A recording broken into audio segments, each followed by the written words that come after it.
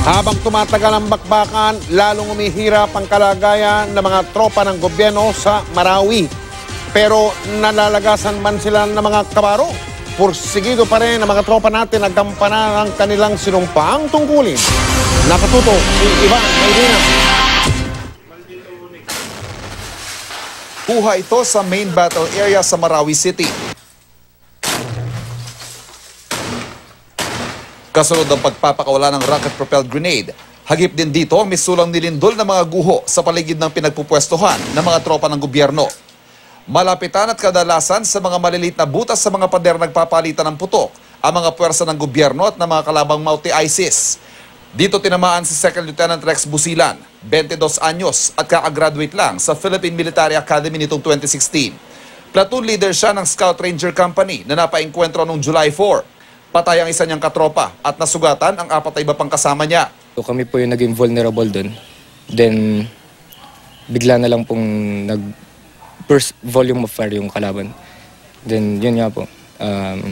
Unfortunately, kami pong mga nakatapat dun sa butas. Kami po yung mga natamaan. Maliban sa peligro sa kanilang buhay na hinaharap sa bawat pagtuntong sa battlefield, hindi rin birong hirap ang pinagdaraanan ng ating mga tropa sa bawat araw ni tinatagal ng walang humpay na bakbakan. Sina PFC Ruel Martinez at Corporal Jovit Clamocha napasabak sa halos 2 araw ng matinding bakbakan nang i-take over ng militar ang Dansalan College na pinagkutaan din ng mga Mauti ISIS. Si Martinez natamaan ng shrapnel sa iba't ibang bahagi ng kanyang katawan nang tamaan ng RPG. Hindi talaga natin maiwasan sila kakabahan, sir.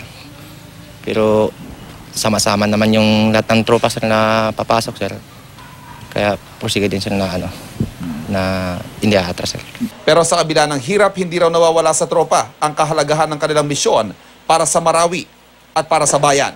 Si Corporal Jovit Clamocha, bagamat nalulungkot sa tuwing nalalagasan ng tropa, tanggap niyang bahagi ito ng kanilang sinumpaang tungkulin. Normal yan, sir. Sir, ang sa amin lang talaga, sir. Pero ano din, sir, kailangan din talaga na focus sa mission, talaga kung anong mission namin sa loob. Nagpapagaling lang ng tuluyan ng 3 sa kampo, pero muling sasabak sa main battle area sa susunod na linggo. Mula sa Marawi, Ivan Mayrina, nakatutok, 24 oras.